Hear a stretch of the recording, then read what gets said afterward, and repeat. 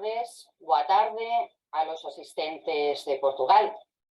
Bienvenidos pues a este inicio de curso en Forum Episteme, un webinar que hoy realizamos en estas dos lenguas con traducción simultánea en portugués y en español. Antes de iniciar, queremos indicarles que en la parte inferior de su pantalla tienen un icono más o menos situado a la derecha de su pantalla, con forma de globo, donde deben elegir el idioma con el que seguirán esta sesión, en portugués o en español.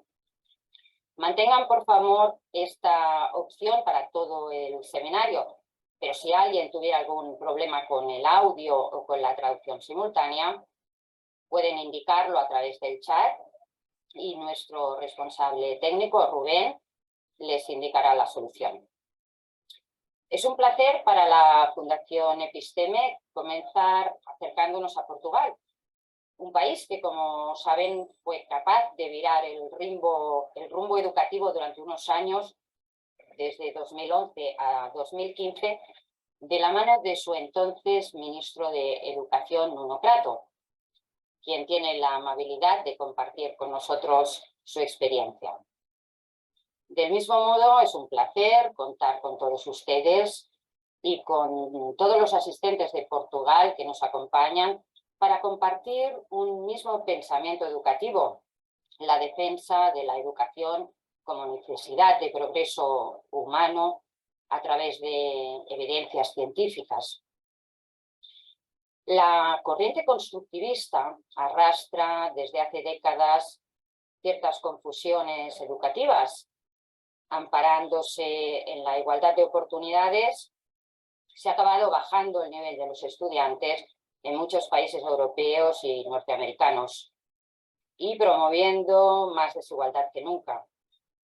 La bajada de la exigencia, la falta de objetivos curriculares, la laxitud en los procesos de evaluación, sumado a un compendio de propósitos no cuantificables, como son las emociones, los valores o las competencias, han colocado a la educación en un difícil laberinto con dos probables salidas. La primera, con oportunidades para aquellos que pueden permitirse el lujo de estudiar pues, en un contexto familiar, económico y social favorable. Y la segunda, la que condena la precariedad intelectual y profesional a los más desfavorecidos.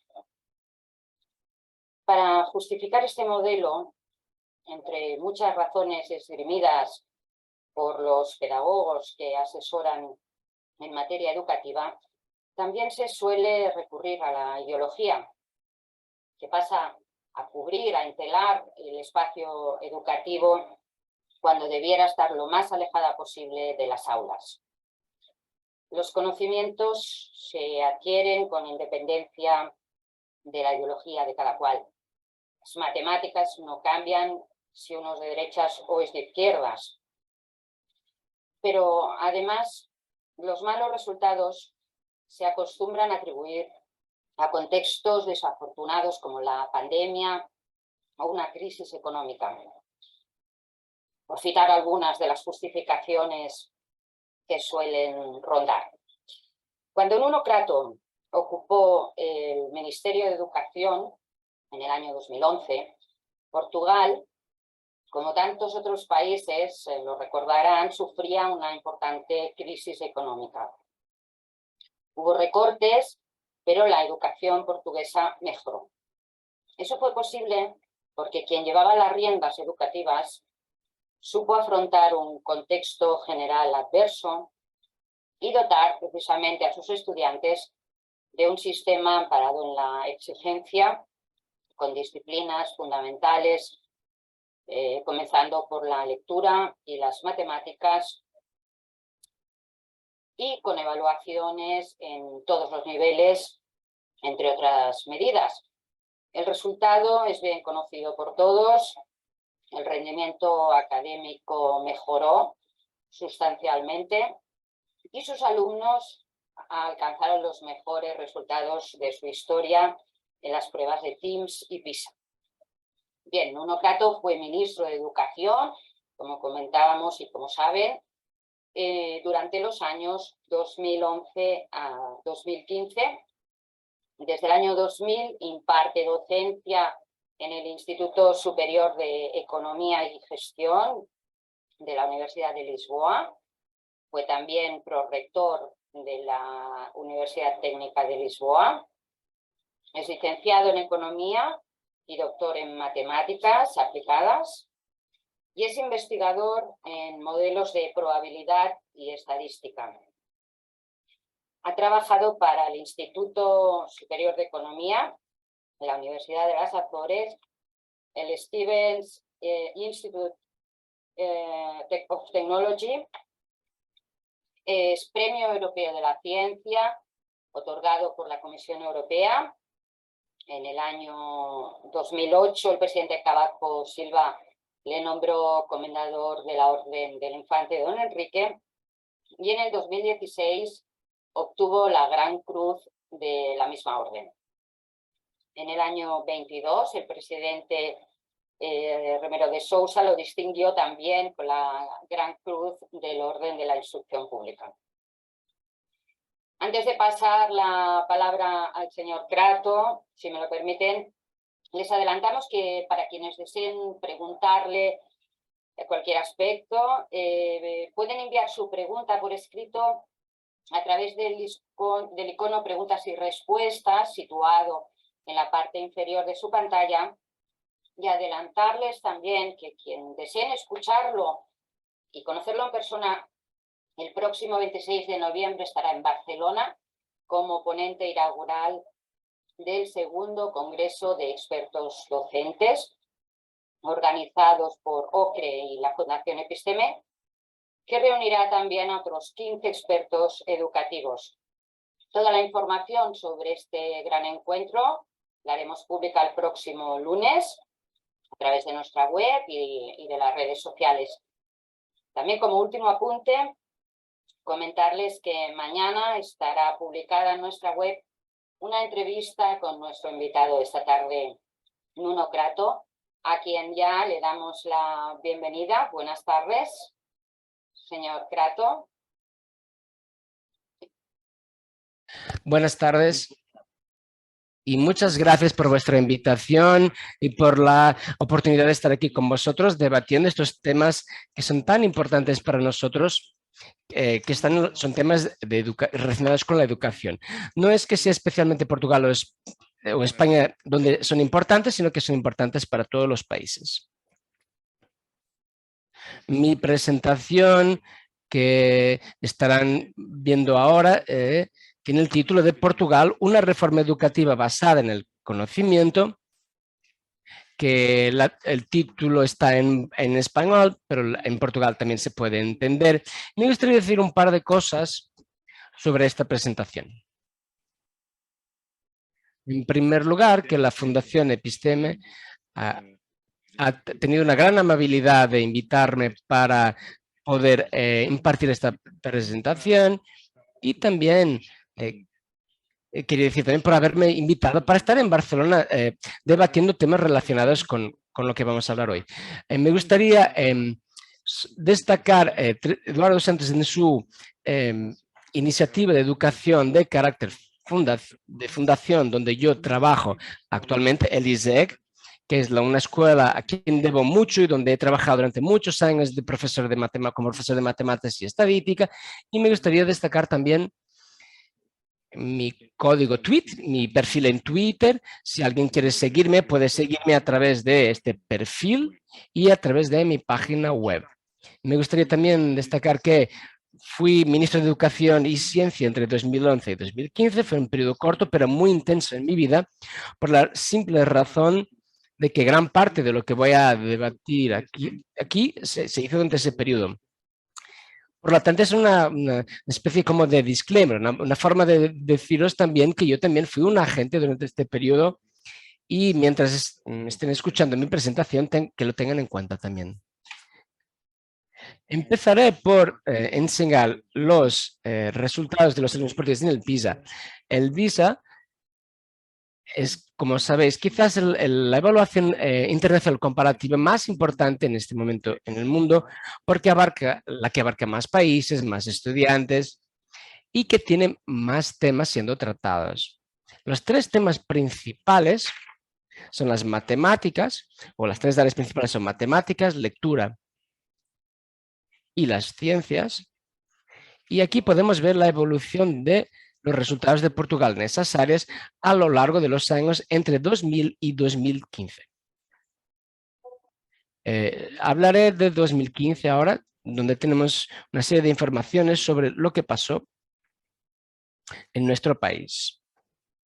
Pues, entonces, me gustaría antes también daros un poco un contexto de lo que fue nuestro país y de lo que está siendo nuestro país. Entonces, hasta la caída del régimen autoritario de Salazar, tuvimos lo que yo designo como tiempos autoritarios, a los cuales se siguieron después de la Revolución de los Claveles en 74, una época que tuvo varios periodos, pero yo simplificaré diciendo que es la época romántica, tanto en el sentido de haber muchas buenas intenciones, como muy buena voluntad, pero también un poco en términos de que tenía cosas no tan realísticas. Esta época romántica en la educación se convirtió en algunas ideas no tan realistas.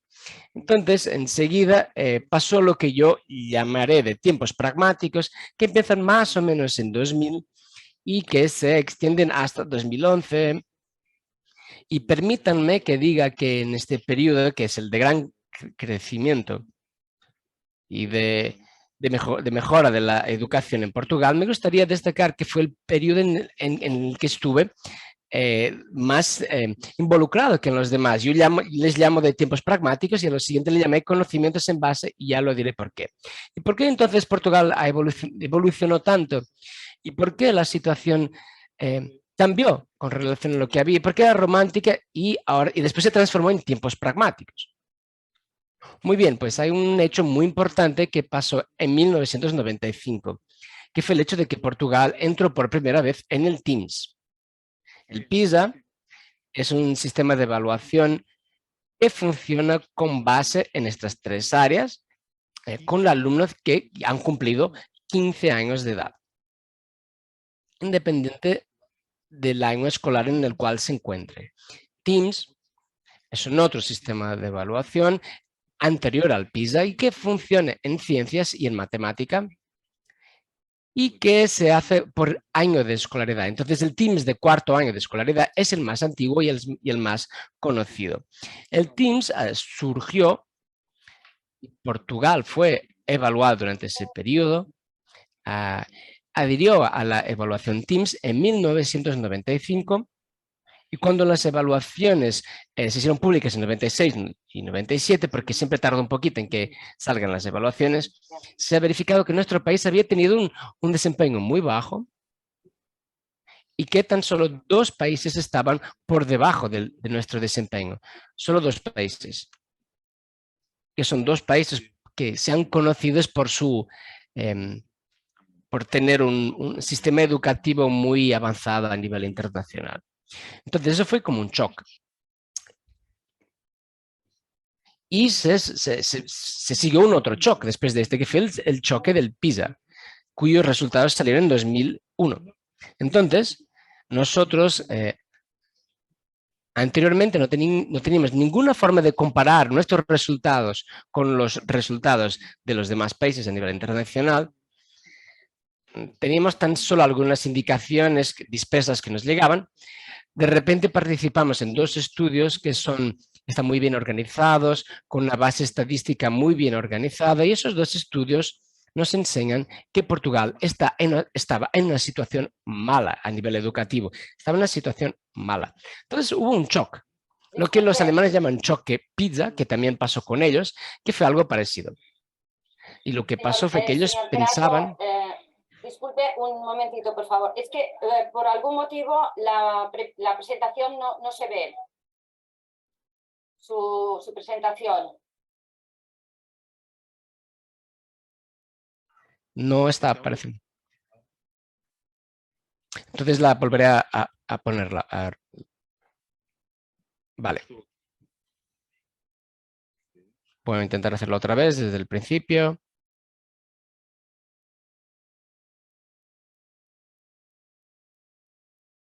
Bien, sí, ahora se ve bien. Vale, muchas gracias. Gracias. ¿Se ve bien? Sí, sí. Habrá sido algún fallo de mi parte, pero no podía detectarlo desde aquí. Entonces, seguiré. Muy bien. Entonces, expliqué aquí que esta Fundación de los Santos, donde yo trabajo, Tres Alexandre Suárez dos Santos, y también los diferentes tópicos, las diversas indicaciones que están aquí en el primer slide, incluyendo su perfil de Twitter. En el segundo slide, la diapositiva, yo enseño los resultados positivos en el PISA. Entonces, estos resultados en los PISA evolucionaron bastante, mucho entre 2000 y 2015, como se puede ver. Hay mucha información en esta diapositiva, pero no será tan importante entrar en detalles. Entonces, lo que es importante entender aquí es cómo evolucionaron las cosas de los tiempos autoritarios, la era romántica y los tiempos pragmáticos, y también los tiempos de conocimiento de base, que nos permite un poco enmarcar la situación para quien no conoce el contexto portugués, para poder entender mejor lo que pasó. Entonces, enseguida mencioné el Teams, enseñé que Teams también reveló que Portugal estaba en una situación no favorable, una situación educativa no favorable. Y lo que pasa es que pasó lo que se fue como un shock. Nosotros, lo que se llamaba el choque PISA-Teams, y Portugal reaccionó. Eso es muy importante. Portugal reaccionó a partir del año 2000. Entendimos que no era la situación ideal, que teníamos que tomar medidas para avanzar mucho, y eso fue lo que nos permitió hacerlo. Si ahora miramos el Teams del cuarto año de escolaridad, que es el cuarto de primaria, vemos que tuvo un salto brutal en las clasificaciones en 2015, y en vez de tener tan solo 2 países por debajo de nuestros resultados, tenemos 36 países por debajo de los resultados desde 95 a 2015. Eso significa que Portugal cambió mucho. Portugal empezó recibiendo elogios. Por ejemplo, en el relatorio PISA de 2015 se destaca Portugal como uno de los 2 únicos países que lograron no tan solo subir entre los que estaban mejor colocados, o sea, aumentar su número de high achievers, pero también reducir el número de personas que estaban abajo en la tabla de clasificación. Entonces, eso fue acompañado por una serie de evoluciones muy positivas. Por ejemplo, con relación al abandono escolar, hubo una reducción muy grande. Y esto es el trabajo de muchas generaciones de profesores, de responsables políticos, de escuelas, de sus directores, que hizo con que se reduciera mucho tanto el abandono escolar. Está mejor, podemos ver ahora también que en 2015 hubo toda esta bajada desde 2000 a 2015. En la parte baja de la diapositiva. No solo los resultados mejoraron, pero también se puede decir que todo se redujo, lo que tiene que decir. Hay menos alumnos fuera de la escuela y hay menos alumnos con un desempeño inferior de lo que es considerado un desempeño mínimo. ¿A qué se debe todo esto? Porque hoy tenemos 2 países diferentes de lo que era antes, las pruebas PISA y Teams. ¿Por qué? Hay varios factores. El primer, yo diría que fue de que hayan aparecido, porque el aparecimiento de estos exámenes, de estas pruebas, el Teams y el PISA, porque fueron como un llamado para los portugueses sobre los resultados, sobre cómo estaba el tema.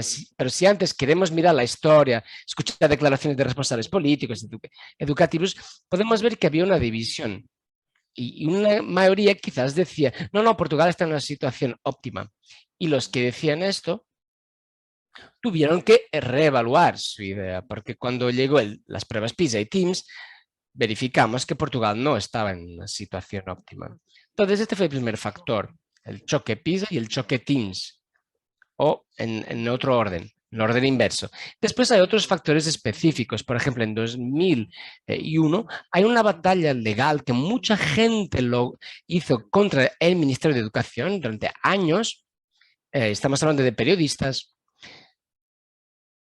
personas que trabajan en fundaciones, comentadores, educadores, cuya batalla era querer saber los resultados de las escuelas. Entonces, hasta ese momento, no era posible saber los resultados de las escuelas individualmente. Habían apenas exámenes en el 10º año de escolaridad, que es como el cuarto de eso, el que concluye lo que sería nuestra ESO. Y esos resultados no eran conocidos.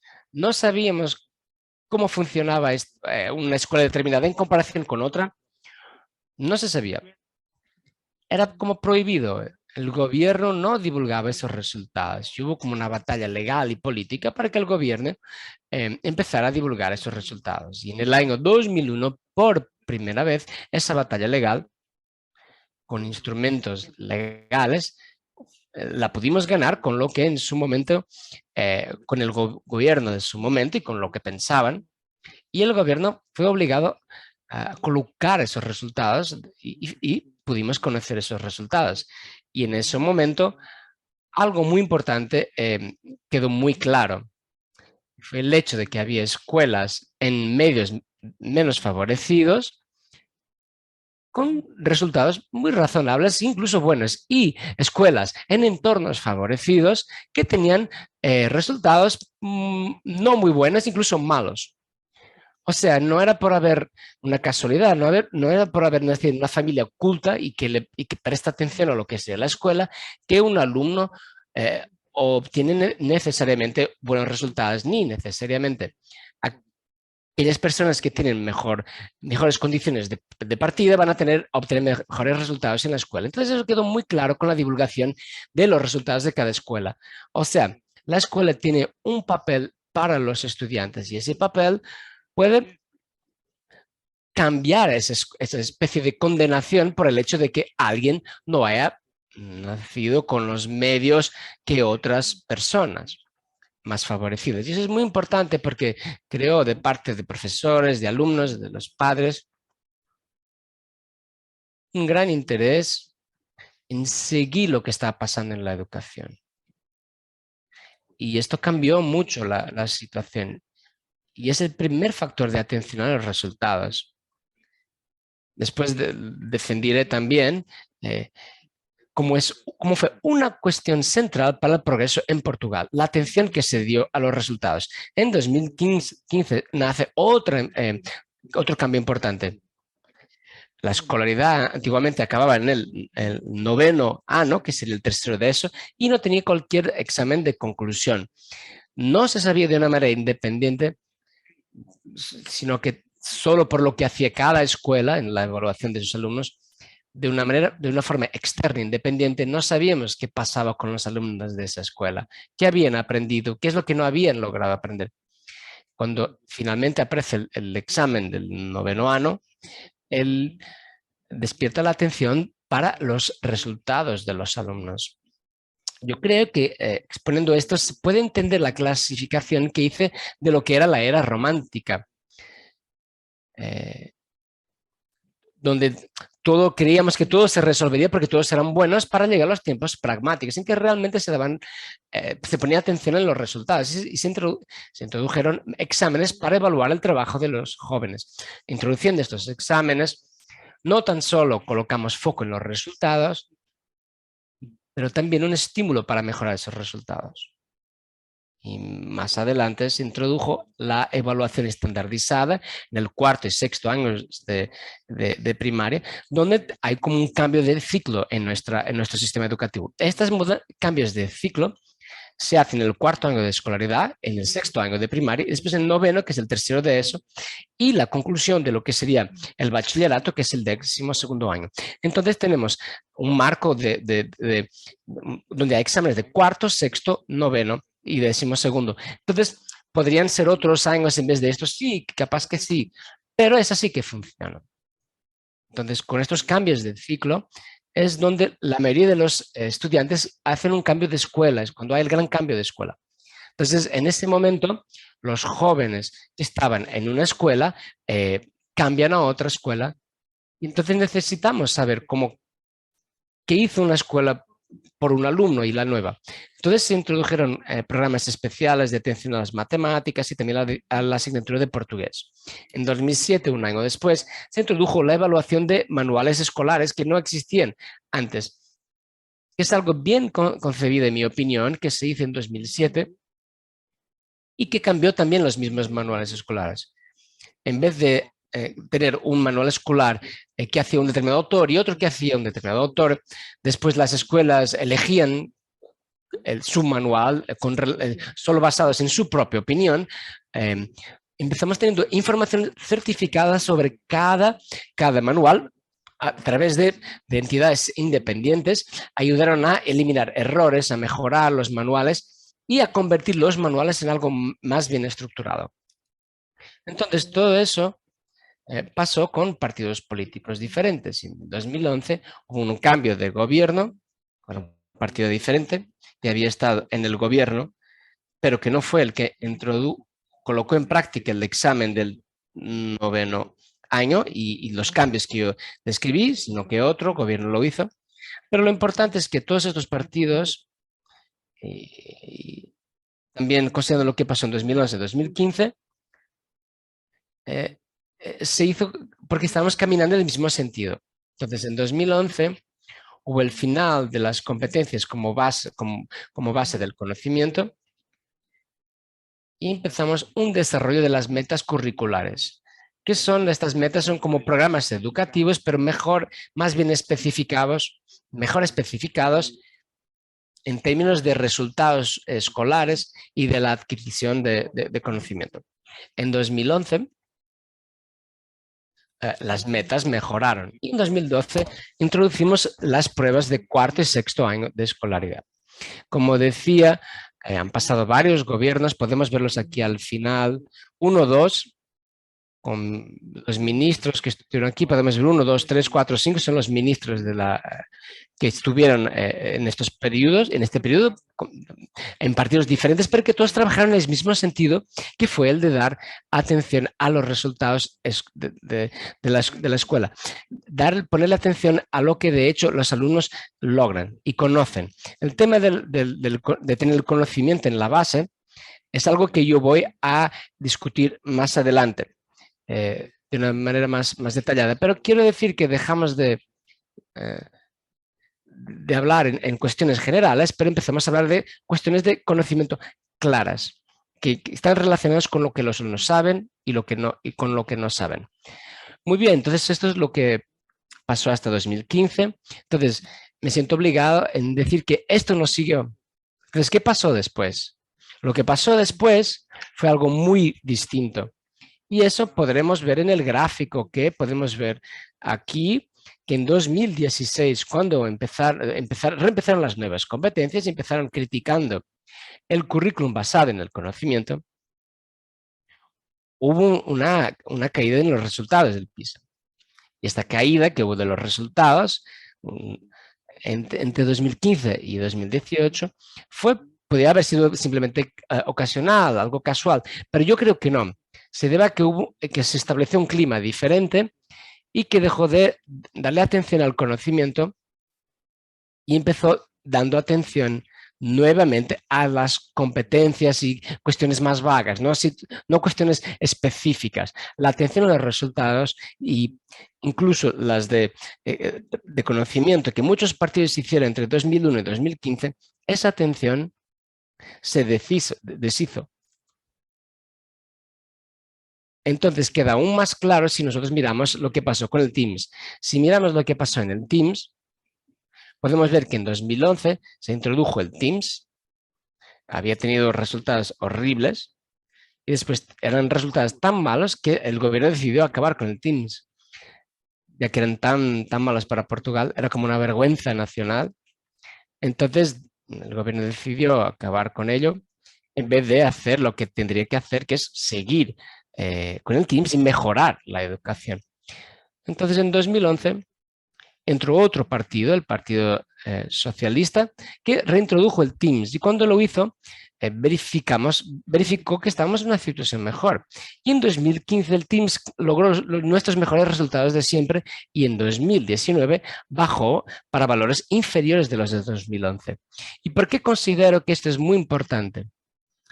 Porque es prácticamente lo que los economistas dicen una experiencia natural, o lo que los sociólogos mencionan como una experiencia natural. O sea, cuando no hacemos una experiencia, porque en la sociedad las cosas cambian, principalmente en una determinada medida, y se logra ver cuál fue la influencia de una medida en los resultados. Y lo que pasó es que entre 2011 y 2015, teníamos muy claro lo que estábamos haciendo. El enfoque en los resultados, ambición en el currículum, una evaluación de final de ciclo. Los que entraron en el primer ciclo en 2011 sabían que entrarían en una escuela, en un sistema exigente, y los que en medio subieron cuál era el tipo de teams, cuál era el tipo de evaluación que iban a tener más adelante en 2013. O sea, están alumnos que entraron, padres y profesores, entraron en este ciclo con la idea ya de exigencia, fueron evaluados al final de este ciclo y los resultados fueron bastante razonables. Los alumnos que entraron en 2015 y que fueron evaluados en 2019 son los que entraron en el primer año de escolaridad en 2015, que en 2019 fueron evaluados, pero entraron en un régimen completamente diferente, en el que habían acabado los exámenes, había acabado la evaluación de final de ciclo, estaba siendo desacreditada por los propios responsables gubernamentales el hecho de lograr las metas, y se decía que el currículum no era tan importante, que los objetivos no eran tan importantes en este sentido, que se estaba exagerando con relación a lo que se exigía en los estudiantes, y que la evaluación debería ser hecha por la propia escuela y no por una evaluación externa. Entonces es muy claro que los alumnos que entran en 2015 supieron desde su primer año, tanto alumnos como profesores como familiares, lo que iba a pasar. Los que entraron en 2011 sabían lo que iba a pasar, y el resultado es que en 2011 estos resultados subieron, y entre 2015 y 2019 el resultado de estos alumnos bajó. Esto es aún más importante si comparamos con Finlandia. Haré un pequeño paréntesis para decir que Finlandia es habitualmente visto como el gran caso de éxito educativo europeo, pero en realidad Finlandia ha caído en sus resultados desde 2016 cada año. Y con lástima por a todos nosotros, porque nos gustaría que todos los países funcionaran bien a nivel educativo, Finlandia queda en sus resultados a partir del momento en que empezó introduciendo un romanticismo, digamos, en su sistema educativo, dando competencias un poco más vagas, no tan específicas, y desacreditando el rigor de las disciplinas fundamentales. De todos modos, aún cayendo en resultados desde 2016, la Finlandia sigue teniendo uno de los mejores resultados educativos europeos. Y es entonces muy significativo comparar Portugal con Finlandia. Podemos ver que Portugal en 2011 estaba por debajo de Finlandia, bastante por debajo, como se ve en el gráfico, unos 20 puntos porcentuales, que es el equivalente a un año de escolaridad. Y podemos ver que en el cuarto año en Finlandia es como si estuvieran un año por delante de los alumnos portugueses. Y nosotros ya habíamos mejorado bastante. Aún así, en 2011, es como si los alumnos del cuarto año hubieran hecho uno más en Finlandia, con relación a nuestros del cuarto año. Estamos como un año por delante, esencialmente a nivel de resultados escolares. Pero en 2015 se quedaron por debajo de Portugal. Yo considero esto es muy significativo, porque aunque no se trata de una competición entre países, es muy significativo que un país como Portugal haya logrado en alguna fase de su historia ponerse por encima de Finlandia, considerado uno de los mejores países europeos, y que realmente es uno de los 2-3 mejores países europeos. Lo mejor es Estonia, y es Estonia a quien debemos mirar y no tanto a Finlandia ahora. Pero Portugal pasó por delante de Finlandia. Y Finlandia entonces empezó cayendo, y en 2019 Finlandia siguió otra vez por encima de Portugal. Bajó, pero como Portugal bajó, Finlandia subió también. Entonces, un programa claro, exigente hasta 2015. Entre 2015 y 2019, menos atención al currículum y bajamos. Pero bajamos significativamente por debajo de donde empezamos en 2011. Entonces, tenemos una década y media con progreso educativo, como vimos en el PISA, que después fue se ha roto, porque todos los países y todos los ministros lo que querían intentaban alinearse con grandes divergencias en la idea fundamental de dar resultado a los resultados, fue algo que se rompió desafortunadamente durante este último periodo. Entonces, una vez más debemos mirar no solo hacia las medias, que tenemos estadísticas, pero también las diferencias que hay entre alumnos que están mejor con los que no están, los que están peor. Y por eso es muy significativo mirar hacia lo que pasó con Teams en estos 3 periodos. Entonces, habrá que explicar un poquito este gráfico. Lo que tenemos es que en esta línea que en la que estoy apuntando es el porcentaje de high performance, de desempeño alto. Los alumnos muy bien posicionados a nivel de evaluación en el PISA. Perdón, a nivel de Teams. Aquí lo tenemos explicado. Entonces, aquí tenemos el porcentaje de low performance de los alumnos que no logran alcanzar lo que es considerar un límite mínimo de desempeño. Entonces, lo que pasó fue claramente que no solo la mediana mejoró, pero también la distribución entre 2011 y 2015. Entre 2011 y 2015, el número de high performance aumentó y el número de bajo desempeño disminuyó. O sea, la exigencia ayudó en la disminución del número de aquellos que estaban en un nivel inferior. Entre 2015 y 2019, el número de high performers disminuyó y el número de low performers subió. Tuvo un aumento en realidad tremendo. Entonces estábamos en los 20% de alumnos, que es más o menos la media europea, que no lograban los objetivos mínimos y que a partir de 2015 este número pasó para 26%. Más de un cuarto de alumnos no estaban logrando los niveles mínimos. ¿Pero por qué? Si la reforma había sido hecha,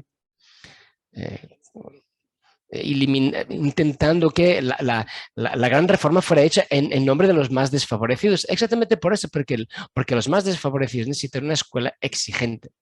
Esos son los números que tenemos, las cifras sobre Teams, y vemos cómo las cosas cómo evolucionaron y cómo lo han hecho muy bien hasta 2015. Entre 2011 y 2015 se da una subida que se puede ver, tanto a nivel de los high performance como la disminución de los low performance, y después evolucionaron negativamente, disminuyendo la alta performance y aumentando la baja performance. Entonces, veamos aquí los datos sobre el PISA que existen en este momento. Podemos ver estos años en los cuales hay esta división, y no hice la división por mi cuenta, entonces yo seguí los datos de PISA y podemos ver más o menos lo que sucedió. Ciencias high performance van aumentando hasta 2015 y disminuyen a partir de ese año. Los low performance aumentan a partir de 2009, disminuyen y vuelven a aumentar en 2018. Duplamente negativo los resultados en ciencia. Matemáticas, los high performance van aumentando y incluso aumentan un poquito también al final. Los low performance aumentan, disminuyen. Entonces, en matemáticas las cosas no son tan graves. En lectura, no olvidar que en PISA estamos hablando de los alumnos que tienen 15 años, que están al final del tercer ciclo de obligatorio. Y entonces estamos hablando de los alumnos de 18 años de edad al final del primer ciclo de escolaridad. a nivel de lectura podemos ver que los high performance suben y después bajan, los low performance suben y después bajan. Y esto es muy grave, ya que el número de jóvenes con extremas dificultades en lectura alcanzó los 20% en esta última evaluación que hicimos. Bien, entonces no lo digo con el objetivo, con un objetivo vano. Lo que deseo, lo que quiero es que lo que se vea que lo que un país puede hacer como algo bueno o como algo malo. Entonces, es importante ver lo que pasó en 2009, en 2016, 2015 y lo que pasó entre 2006 y 2015 de manera sintética es que hubo más ambición curricular. O sea, queríamos que el currículum fuera más allá, que los jóvenes aprendieran más, que supieran más, teníamos metas más precisas, objetivos de enseñanza y de aprendizaje más claros y que exista más evaluación de los alumnos. Lo que pasó a partir de ese momento y que perjudicó la situación fue la menor ambición curricular. Empezaron diciendo que el currículo era demasiado exigente, había demasiadas cosas que nadie lograba, no valía la pena, mejor aprender menos, que es algo como espectacular, que es decir, no queremos que aprendan más, queremos que aprendan menos. Es realmente bastante raro. Las metas fueron totalmente devaluadas y se introdujo mayor flexibilidad curricular. Entonces, esta flexibilidad curricular no es mala por sí sola. De hecho, quien introdujo una flexibilidad, más flexibilidad circular fui yo y mi equipo cuando trabajamos en la educación, creo que en 2014. Introducimos alguna flexibilidad curricular. Pero cuando hablamos de flexibilidad en el currículum, cuando existe evaluación y metas bien establecidas con objetivos claros, eso es una cosa. La otra cosa es hacerlo sin evaluación y con objetivos de aprendizaje menos claros. Entonces hubo también menos evaluación. Si me preguntan cuáles son las dos cosas más importantes en educación, yo diría que son el currículum y la evaluación. Claro, pensando que las escuelas exigen desde un principio y que están preparadas. Claro que si estamos hablando, por ejemplo, de Mozambique, yo diría que es muy importante invertir en equipamiento escolar y también en la formación de profesores, etcétera. Pero en países como los nuestros, en los cuales la red escolar está prácticamente construida, sí que se puede mejorar aquí y ahí, pero no llueve dentro de una sala de aula. Y cuando llueve se cambia de aula y en la cual los profesores o la mayoría de los profesores sabe lo que está enseñando. En países como el nuestro, creo que lo esencial no son las sillas y los ordenadores, son estas dos cosas. Tener un buen currículum y una buena evaluación organizada a partir del currículum, obviamente. Bien, ya hemos mencionado eso también, porque a veces se dice que hay una dicotomía entre el rigor y la equidad, y en el sentido de que decimos, si somos muy ambiciosos vamos a perjudicar a los que tienen menos posibilidades. Ya lo hemos hablado, pero vamos a acercarnos un poco cuando estábamos hablando antes de las tablas del PISA del TIMSS, pero ahora veremos otros ejemplos. Verificamos, por ejemplo, como decía TIMSS, como decía el PISA, que entre 2006 y 2015 Portugal fue uno de los países que no tan solo logró aumentar su desempeño más alto, pero también bajar los low performance. Entonces podemos ver aquí que se disminuyó la performance y podemos ver aquí en este recuadro los países que lograron disminuir su low performance. Aquí en este están los que lograron aumentar el share de top performance. Entonces los países que lo lograron fueron estos aquí. Tenemos a Colombia, de un modo no muy significativo. Qatar es un caso especial. Macao también no es bien un país, sino una región muy rica. Y aquí tenemos Portugal. Entonces es un motivo de un gran orgullo para nosotros, porque nos han destacado como uno de los únicos países que logró estar en este recuadro, que es el el ideal de los países que logran mejorar los que están arriba de la tabla y también los que están menos abajo en la tabla. Entonces, el abandono escolar disminuyó drásticamente. También en 2000 estamos en un 43%, y en 2015, cuando salimos, en 13,7%. Y la reducción fue durante este periodo la más grande. Durante este periodo, el que junta los dos periodos en realidad, el pragmático y el de conciencia en el currículum. Bien, me gustaría clarificar los ejes que considero fundamentales para una reforma educativa con éxito. En primer lugar, yo creo que tenemos que mirar el currículum. Todo empieza con el currículum. ¿Y cómo debería ser el currículum? Debe ser exigente. No debe ser en plan, aprenden algunas cosas. No, debería decir, vamos a intentar elevar el nivel cognitivo de los alumnos lo más posible. Vamos a enseñarles más. Vamos a tener un currículum exigente en el que se pueda aprender, que se entienda.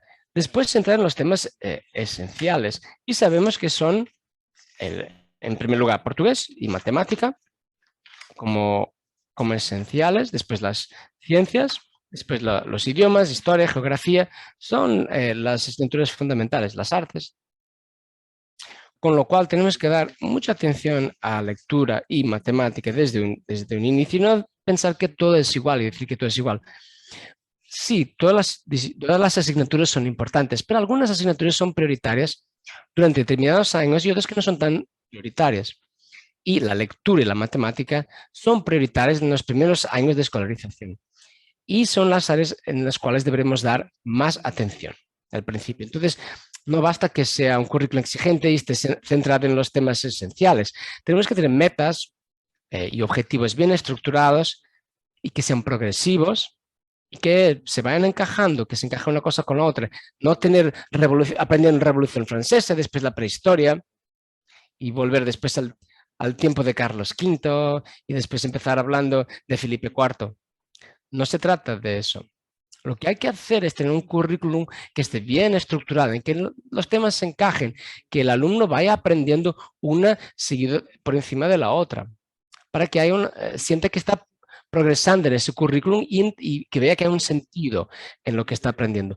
Una idea que está muy difundida es que el alumno debería aprender cosas que les guste o que debería ir aprendiendo una cosa aquí y otra más adelante.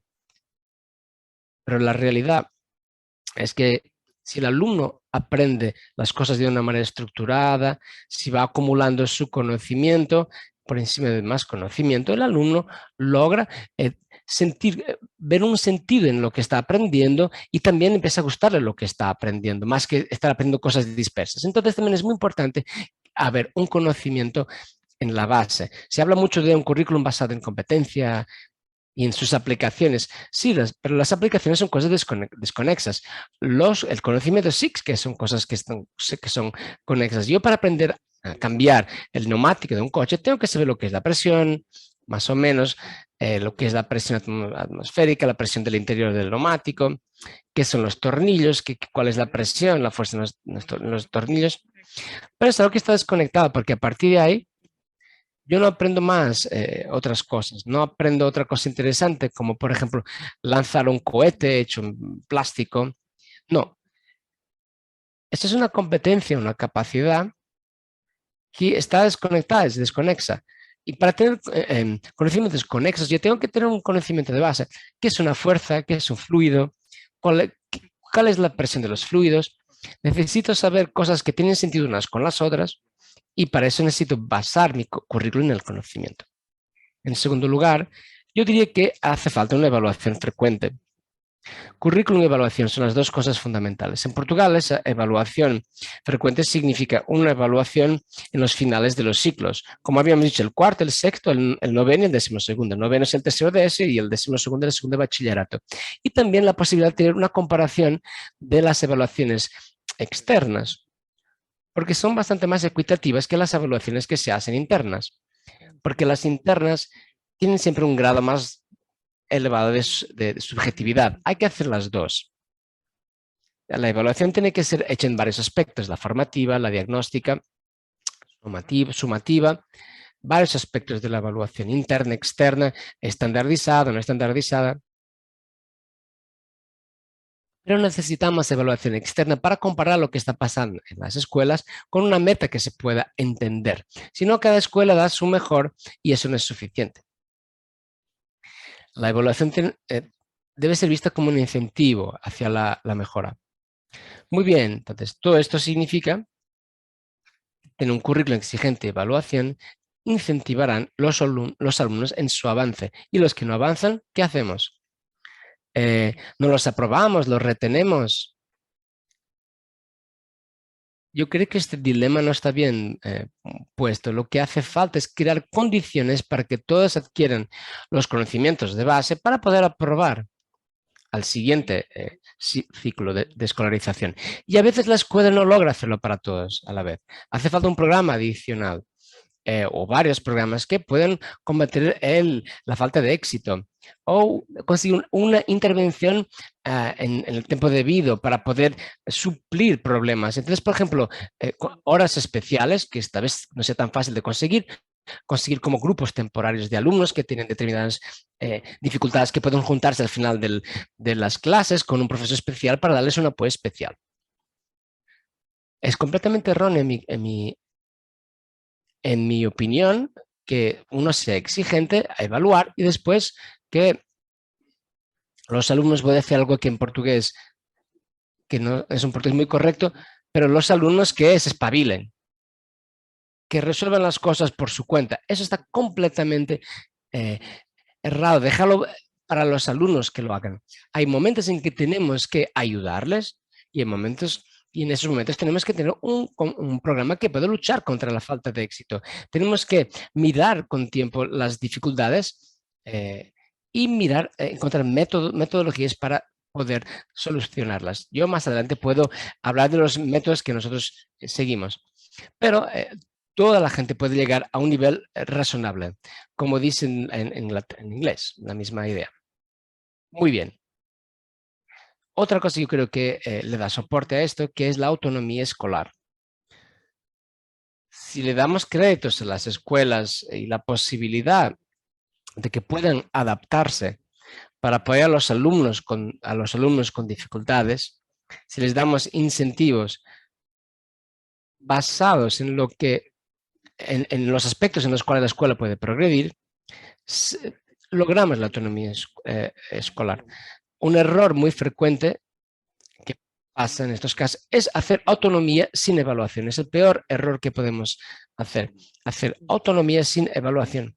Igual que será muy errado no tener ninguna autonomía y también que no haya ninguna evaluación, pero juntar las dos cosas es casi como una receta para la falta de éxito. Entonces hay que hacer autonomía y con incentivos basados en esa evaluación. Muchas veces tenemos una actitud con relación a la escuela, a la sociedad, de querer controlar todo lo que se hace. Yo defiendo la actitud contraria, la de dar la libertad más grande que se puede a las escuelas y a los profesores, pero después evaluar con resultados.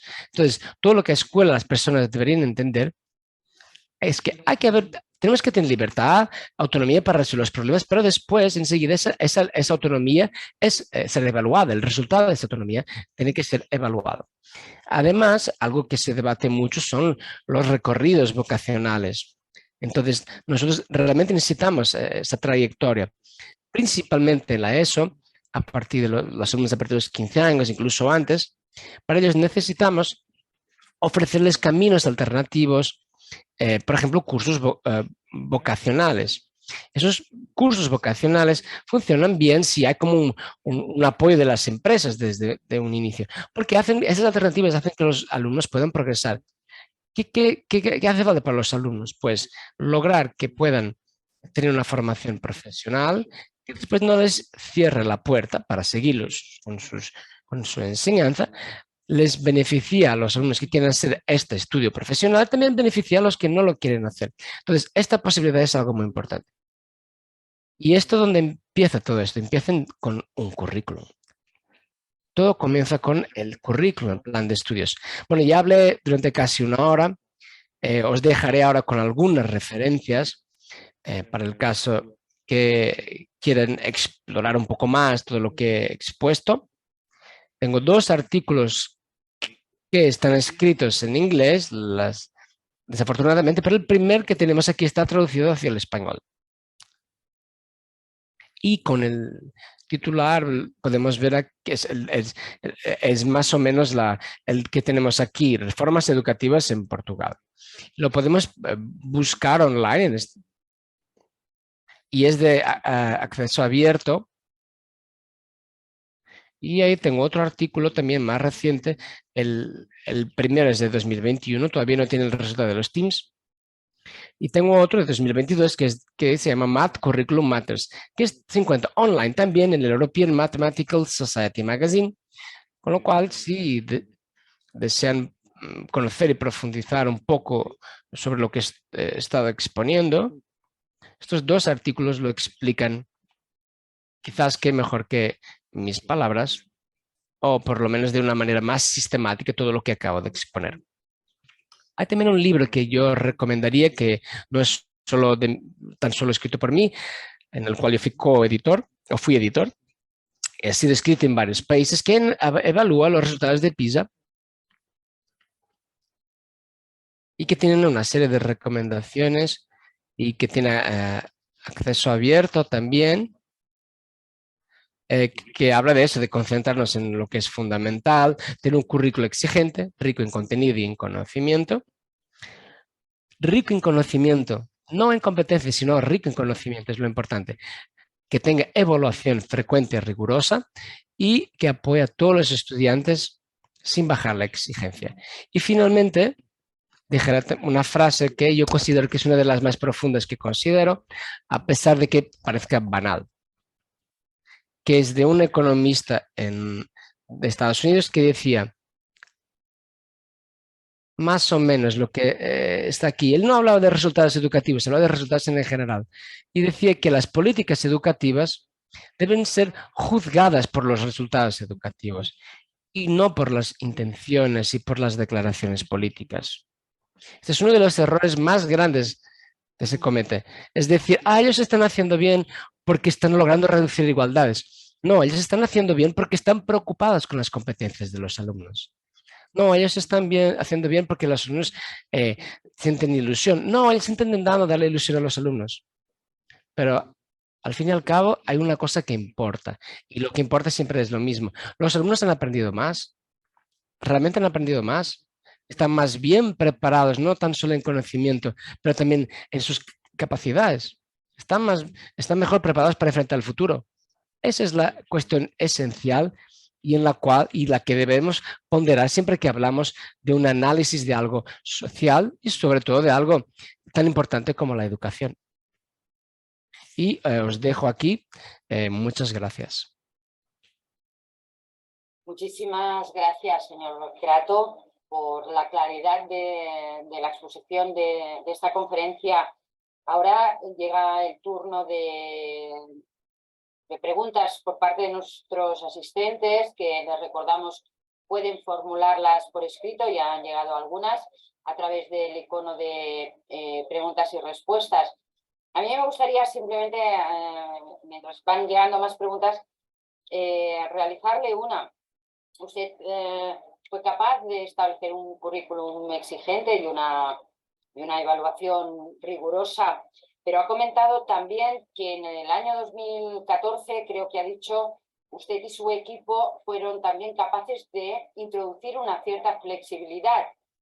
Entonces me gustaría saber cómo se pudo conjugar este escenario, ¿no?, de exigencia curricular, evaluaciones y flexibilidad.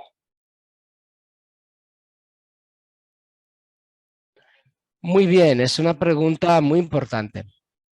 Y he de ser completamente honesto en mi respuesta, que es que no tuvimos tiempo de evaluar el resultado de lo que lanzamos. No nos dio tiempo. Fue en 2014, tuvimos un gobierno hasta 2015 y a partir de ahí todo cambió.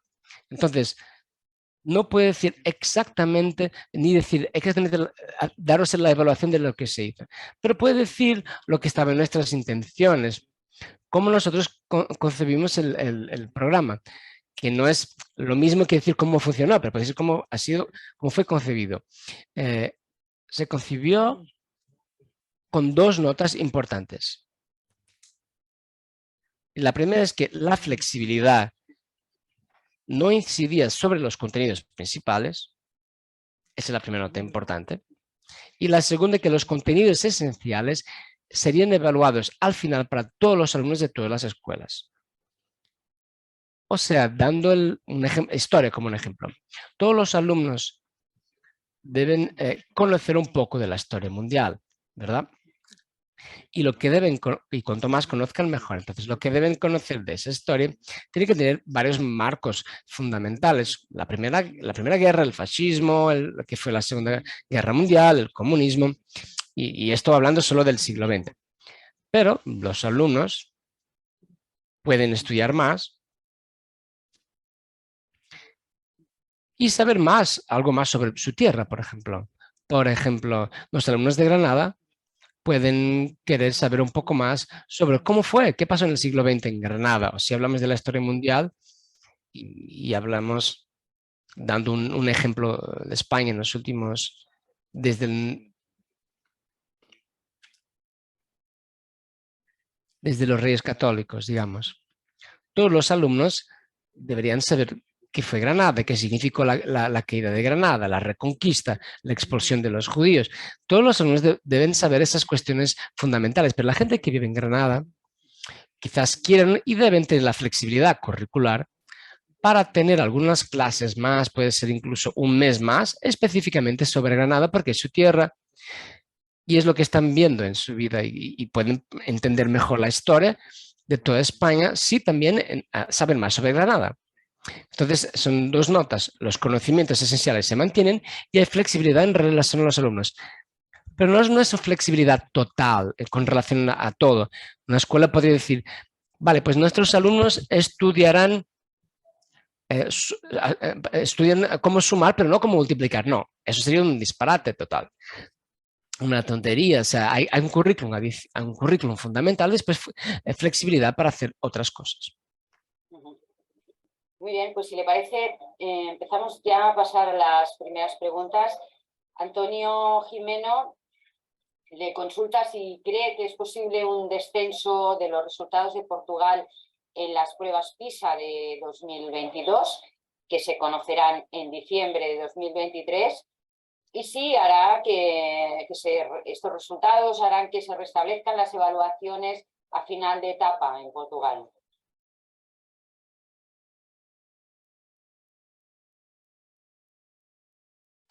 Muy bien. Esto es un poco de especular, ¿verdad? Pero en 2022 habrá un factor fundamental para todos los países. Y ese factor es la pandemia. Entonces, la pandemia bajará los resultados, sin duda, de todos los países, de casi todos ellos. Seguramente nos traerá noticias malas. Entonces, se mezclarán cosas. Y en política, muy raramente, en política educativa, muy raramente hay dos momentos tan claros como los que yo enseñé con el Teams en 2023. Dudo que algo importante se ha añadido desde el punto de vista de repensar decisiones políticas, porque lo que añadirán mezclará muchas cosas con la bajada de resultados debido a la pandemia. Es lo que yo considero, pero prefiero no hablar antes de ver los resultados. Esperaré hasta ver los resultados. O no hablar demasiado hasta poder ver los resultados. Isabel Martínez pregunta si podría explicar un poco más lo que entiende por un buen currículum. Si puede ofrecer algún ejemplo más concreto de los contenidos de currículum y de la forma de evaluación. Muy bien. Creo que el currículum tiene un conjunto de características, un buen currículum tiene un conjunto de características que yo describí de una manera un poco cualitativa, pero que creo que se puede entender. Entonces, la primera es que sea ambicioso. siendo que deberemos establecer el currículum pensando en enseñar más a los alumnos, que aprendan más. Y aprender más no significa meter más conocimiento en la cabeza, sino entender y asimilar más cosas. Entonces el currículum no se basa en esa exista de como de relajada, laxista, de que se vayan aprendiendo cosas en la medida en que sea posible. No, debe basarse en un objetivo claro de que puedan progresar todos los estudiantes. Es lo que yo entiendo como ambicioso. En relación a la estructura, tiene que estar estructurado el currículum, lo cual significa que el currículum tiene que estar muy bien creado para que unas cosas estén enlazadas con las demás. Entonces, en matemáticas queda muy claro. Un alumno no puede aprender a multiplicar antes de saber sumar, no puede aprender a dividir antes de sumar y restar y multiplicar. Entonces, los alumnos no pueden aprender lo que son elementos sólidos antes de aprender lo que son polígonos.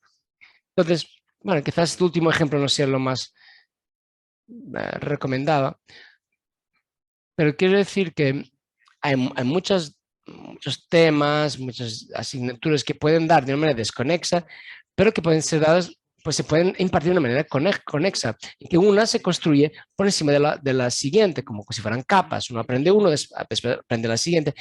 Esta es la estructuración del currículum. Y esto es posible si el currículum esté basado en el conocimiento, no si está basado en competencias. Creo, y lo defiendo, competencias nunca se sabe, nadie sabe lo que significa. Porque para algunas personas tener competencias es una capacidad, es tener habilidades, capacidades, en el sentido de aplicarlas. Para otras personas, las competencias es como todo junto, un conjunto complejo, como dicen en OCDE, de conocimientos, capacidades, posibilidades de ejecución, tratar procesos, procedimientos declarativos, mucha cosa a la vez. Nadie sabe muy bien lo que significa el término competencia. Pero pensemos que competencias significan aplicaciones, la capacidad de aplicar. ¿Por qué el currículum no puede basarse en la capacidad de aplicación? Porque la capacidad de aplicación es desconexa. Yo puedo, como decía antes, en mi ejemplo, aprender. Puedo aprender cómo cambiar el neumático de un coche y a continuación aprender cómo lanzar un cohete de plástico. Pero significa que estoy aprendiendo conocimientos de física, pero son conocimientos desconexos. O sea, solo estoy aprendiendo las aplicaciones. Sin embargo, el conocimiento es lo que está estructurado y es lo que la humanidad inventó para poder enfrentar el mundo. El hecho de que exista física, matemáticas, química, geografía, historia, mientras en el fondo el mundo es muy complejo y todo esto se mezcla, el hecho de que existan todas estas asignaturas se debe a la única forma que tenemos para conocer el mundo. Y por eso es importante que nuestros estudiantes tengan un currículum estructurado basado en el conocimiento, en las cosas que se aprenden una tras la otra. Un alumno no puede aprender álgebra abstracta, o sea, aprender a utilizar los símbolos X, Y, si no ha aprendido cómo hacer cálculos con símbolos algébricos. Entonces no puede pasar de una cosa a la otra, tienen que aprender la primera parte primero. Entonces, generalmente mejor aprender polinomios y después las funciones, etcétera. O sea, las cosas deben tener un camino, estar encaminadas unas tras las otras. La estructura basada en el conocimiento estructurado y también que pueda ser evaluado. Las dichas competencias son difíciles de evaluar. Lo que sí es fácil es evaluar los conocimientos. Pero los conocimientos no deberemos verlos como algo que se encaje en la cabeza sin haber entendido lo que era. Conocimiento significa dominar la materia, dominar el tema, aplicar, poder ser capaz de aplicar esos conocimientos. Y eso es lo que debemos evaluar. No sé si he logrado contestar, pero ya he hablado bastante sobre el tema y creo haber podido contestar en lo esencial de la pregunta. Pues pasamos a la siguiente, si le parece, es de Juan Quílez. y le pregunta, bueno, dice, el éxito de Portugal hasta 2015, usted lo atribuye al currículum y a la evaluación, pero su consulta es, ¿qué importancia otorga a la formación del profesorado como especialista? Muy bien, es una excelente pregunta, porque de hecho nosotros logramos estos resultados gracias a los profesores, porque afortunadamente nosotros en el siglo XX ya teníamos un conjunto de profesores con muy buena capacidad y conocimiento de las asignaturas que leccionaban y también mucha experiencia pedagógica. Nosotros en el siglo XX, o sea, entramos en el siglo XX ya con el cuerpo docente, entramos en el siglo XXI ya con el conjunto, un cuerpo de docente que dominaba bien sus temas, que era un grupo de mucha calidad. Y por eso logramos todo eso. Sin embargo, hubiera sido mucho más difícil o incluso imposible. ¿Y qué importancia daría yo a la formación del profesorado? Yo diría que lo esencial para un profesor es saber lo que enseñará. Uno no puede ser profesor de historia si no sabe mucho sobre historia. Y saber mucho o bien historia significa saber más de lo que va a enseñar. Esa es la primera condición. La segunda es que el profesor tenga la capacidad de transmitir sus conocimientos y no se trata de transmitir, no significa solo hablar, significa lograr que los alumnos lo entiendan. Y para eso hace falta una capacidad pedagógica. Esa capacidad seguramente se aprende, en gran medida puede ser intuitiva, pero también se aprende. Y yo considero que hay dos errores que pasan sistemáticamente y uno de ellos yo creo que pasa menos, pero que también pasa, que es, basta que uno sepa la materia, sepa el tema para poder enseñarlo. Sí, sí, es como un presupuesto saber el tema para poder enseñarlo, pero hace falta después una dedicación y una capacidad pedagógica que se puede entrenar. Entonces, la formación de los profesores tiene que tener en primer lugar un conocimiento profundizado de su asignatura y después la capacidad pedagógica, que es algo que también se puede aprender y que deberían aprender de manera explícita. Y el segundo gran error es pensar, y ya me he perdido un poquito en el raciocinio, pero el primer error, hay dos errores. El primer es pensar que se puede enseñar sin conocer el tema.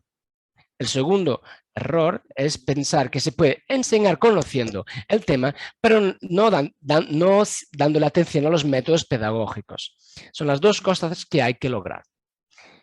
Frecuentemente en muchas escuelas y en países, lo que pasa es que los profesores reciben más formación en la enseñanza, más que en el tema que deberían dominar, pero tampoco tienen formación en la enseñanza, sino que en filosofía de la educación, sociología de la educación, teoría de la educación, y no tanto en temas más didácticos, de entrenamiento para lograr transmitir el conocimiento. Es una respuesta un poco larga, pero espero haber respondido en lo esencial.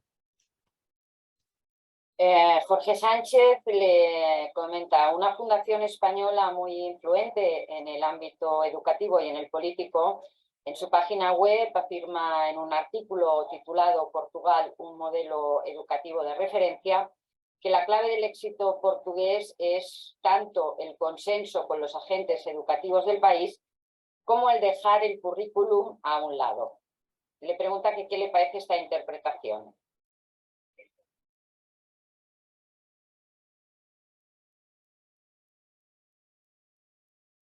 Me gustaría tener un comentario mío, vale, me imagino, ¿verdad? Vale, pues el consenso es un poco relativo, pero la realidad es que durante el principio del siglo XX, entre 2000 y 2015, que pasó que hubo un momento, un periodo, en el cual, aunque habían divergencias, y a veces muy agudas esas divergencias, en lo esencial,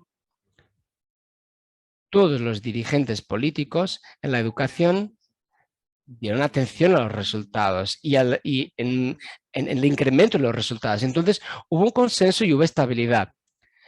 pero el factor fundamental no fue el factor político, sino el factor práctico, el aplicado en la educación, no tanto en la ideología política de las personas, porque pasaron por el gobierno portugués personas con ideologías políticas completamente distintas en el Ministerio de Educación.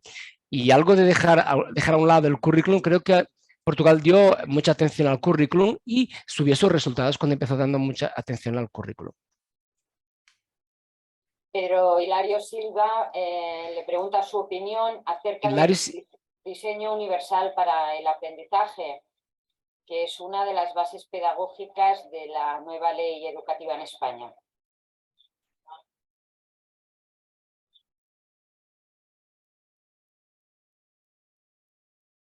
¿Podría repetir la pregunta, por favor? Sí, ¿qué opinión tiene? Nuevamente. ¿Qué opinión tiene acerca del diseño universal para el aprendizaje, DUA, en su acrónimo, que es una de las bases pedagógicas de la nueva ley educativa en España?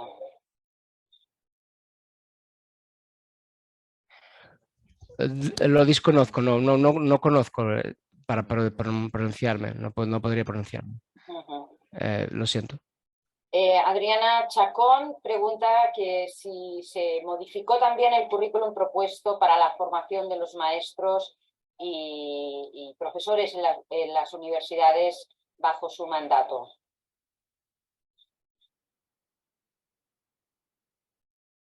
Sí, con relación a los profesores universitarios, no se cambió nada. Y también habría mucho, cuando hablamos de cómo se enseña en la universidad, muchas cosas podrían mejorarse. Pero con relación a la formación de profesores para la educación no universitaria, hubo un cambio en la legislación que permitió aumentar el área curricular, el área de docencia, y aumentó este área de docencia. Comparativamente, un profesor empezó teniendo más formación en el área de docencia y menos en el área pedagógica. Y en el área pedagógica destacando, por destaque la didáctica, el conocimiento específico de la asignatura para la enseñanza en cuestión.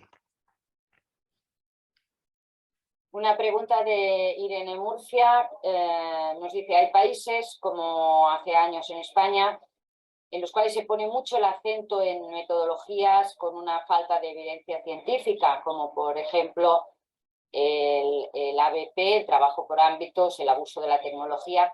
¿Qué opina usted de estos temas que están afectando al aprendizaje de nuestro alumnado? Y le da las gracias por su ponencia.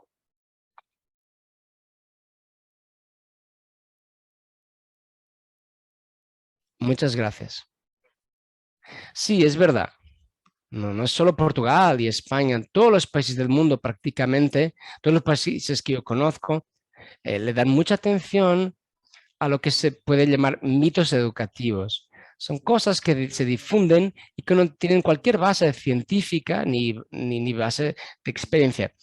Yo no diría que la educación debería ser una ciencia, pero la educación debe ser informada por la ciencia. La educación tiene muchos aspectos humanos, muchos aspectos incluso afectivos, pero debe ser informada por la ciencia. Entonces, hay muchos países y muchos sectores que difunden cosas que no tienen nada que ver, no tienen un fundamento científico y además a menudo son criticadas por la ciencia moderna. Os daré dos ejemplos.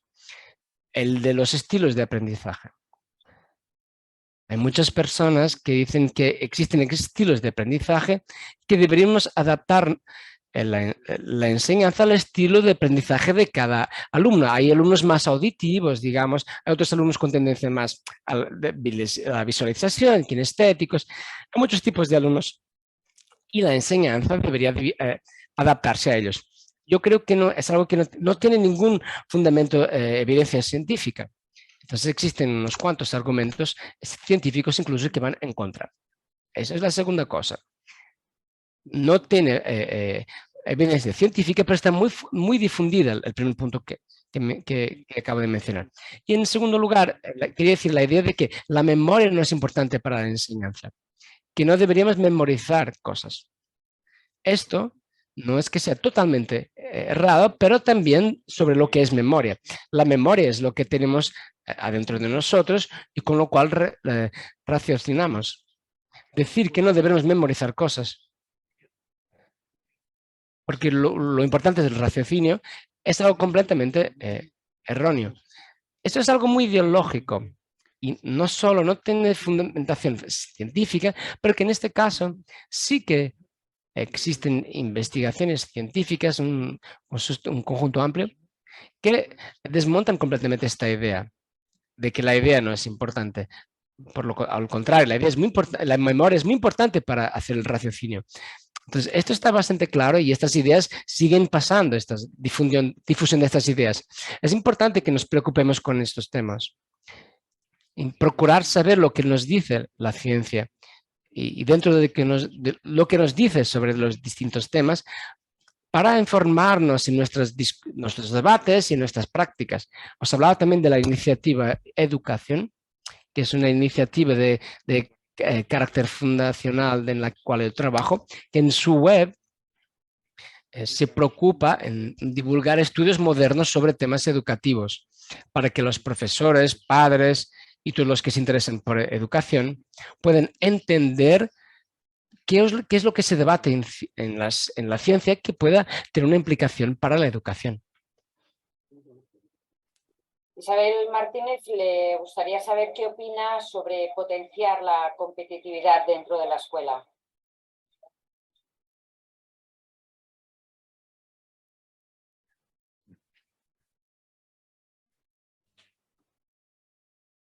Es un tema aún más difícil para opinar, porque alguna competitividad está bien, es buena. Cero competitividad es malo, pero demasiada competitividad también será malo. No sé contestarlo, pero puedo hacer como una idea paralela. Por ejemplo, competitividad en gimnástica. Sí, es bueno que exista alguna competitividad, que los jóvenes entrenen y que digan, yo puedo saltar más alto, correr más rápido y que intenten ser mejor de lo que eran antes. Pero con alguna competencia, con los demás. Eso es sano. Pero si llevamos hacia la paranoia, entonces es muy perjudicial para los alumnos. Entonces sí que alguna competitividad en las escuelas, eso a mí no me parece malo, pero que no sea exagerado. ¿Y qué es lo que se puede considerar un exagero y no un exagero? Eso es difícil decir. Entonces os daré apenas tan solo esta opinión general mía. Espero haber ayudado. Muy bien, pues si les parece, vamos con la última pregunta por motivos de tiempo. Es de Daniela Pellegrini, ella es madre de 2 niños de primaria y secundaria y dice que le desconcierta mucho ver cómo aprenden en su colegio, aprenden nociones sueltas, nos dice, efectivamente poco estructuradas, sin lógica aparente. Y le pregunta si uno de los motivos es la ratio elevada de alumnos, que hay 27 por clase, si esto tiene que ver o no con una educación más exigente.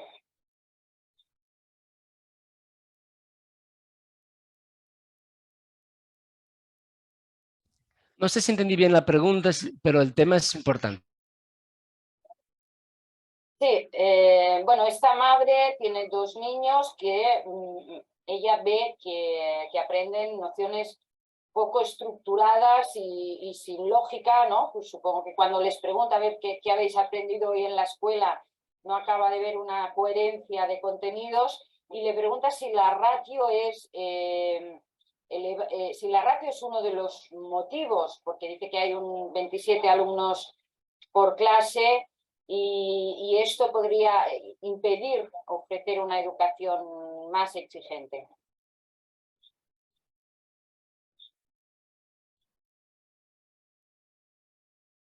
Vale, pues son como 2 preguntas separadas, si lo he entendido bien. Hablaré del número de alumnos en el aula.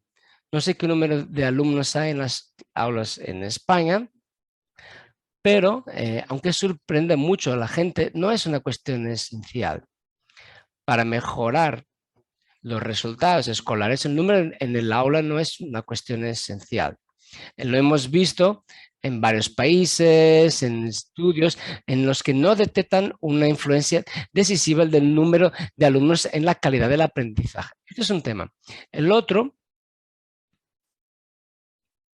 que mencionaba en la pregunta es algo que yo creo que es muy importante.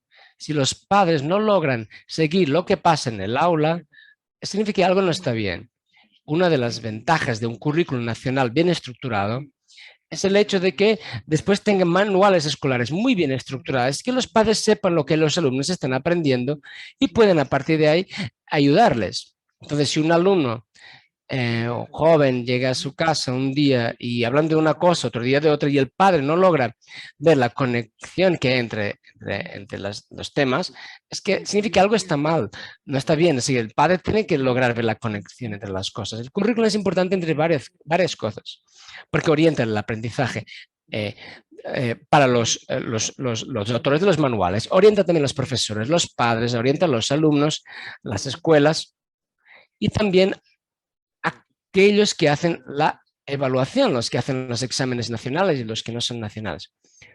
O sea, con un currículum estructurado, tendrá que ser posible tener currículums estructurados con que se pueda ver la estructura y los padres pueden acompañar lo que hacen los alumnos en la escuela. Creo que es una señal muy mala que los padres puedan ver tan solo actividades desconexas de lo que aprenden sus hijos. Yo recomendaría alguna atención a ese problema.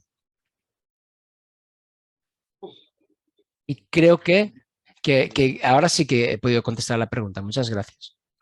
Pues muchísimas gracias a usted, señor Crato, por su explicación, por su amabilidad, por la respuesta a estas preguntas que han quedado en cola, muchas de ellas por falta de tiempo, pero bueno, trataremos también de conectar con las personas que nos las han enviado para ver si pueden obtener respuesta.